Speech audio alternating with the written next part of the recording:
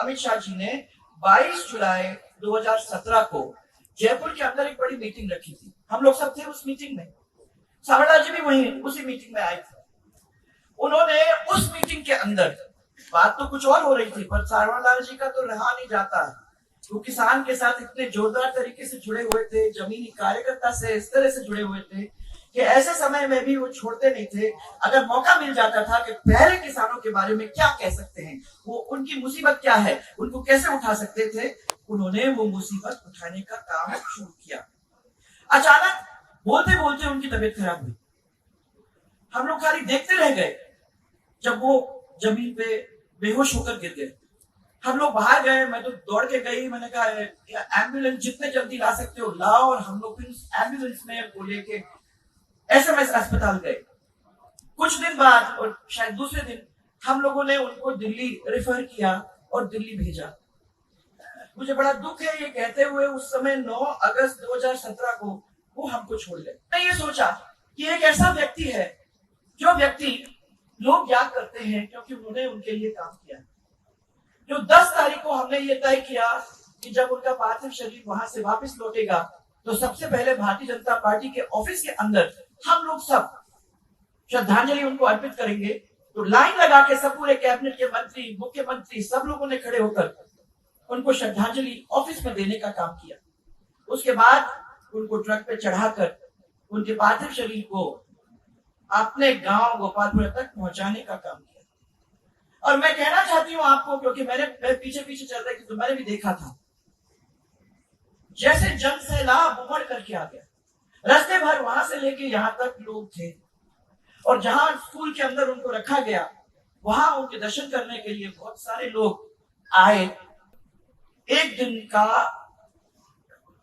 हम लोगों ने छुट्टी देने का काम किया। हमने कहा कि भाई एक दिन की छुट्टी सब पूरे राजस्थान के अंदर उनके लिए हम देने का काम करेंगे, और हमने दिया। आपको शायद याद होगा कि नहीं होगा, परंतु मैं याद दिलाऊंगी कि 2 सबसे बड़े मंत्रालय, सिंचाई का मंत्रालय और पीएचडी पीने के पानी का मंत्रालय, जिससे हम सब एक एक आदमी जुड़े हुए हैं जो यहाँ है, ऐसे 2 मंत्रालय इस एक व्यक्ति ने संभाला। और वो कितने कठिन मंत्रालय हैं वो आप लोग अच्छी तरह से सब जानते हो। परंतु सावर जी के टाइम में किसी को महसूस होने नहीं दिया कि इसमें कितनी कठिनाइयां हैं। आपने मांगा आपको मिला, उसने मांगा उसको मिला, उसको चाहिए था उसको मिला। पैसे की कमी नहीं थी, जबकि उसके पहले हम जानते थे कि पैसे की कमी कितनी हुआ करती थी। परंतु हमने ये कह दिया कि उनके साथ साथ 2 ऐसे व्यक्ति भी लगे हुए थे। एक थानवी जी थे जो आईएएस थे, और एक भरतलाल जी मीणा थे, वो भी आईएएस थे। तो दोनों ने उनके साथ उनकी बात को मानते हुए पानी को फैलाने का पूरे प्रदेश के अंदर काम किया। आज संयोग से तीनों व्यक्ति नहीं है हम लोगों के बीच में, परंतु याद उनकी हमको सताती है। उसके बाद मैंने देखा नहीं है कि जिस तरीके से उन्होंने संभाला वो कभी किसी ने संभाल भी पाए हैं कि नहीं। आज मैं आपको बताना चाहूंगी कि मैं भी उसी स्कूल से निकली हूं जिससे सावर जी निकले। भैरव सिंह जी के साथ हम लोगों ने सब कुछ सीखने के बाद मैं तो इतना ही कहना चाहती हूँ कि हम लोगों ने काम करने में कोई कमी नहीं छोड़ी।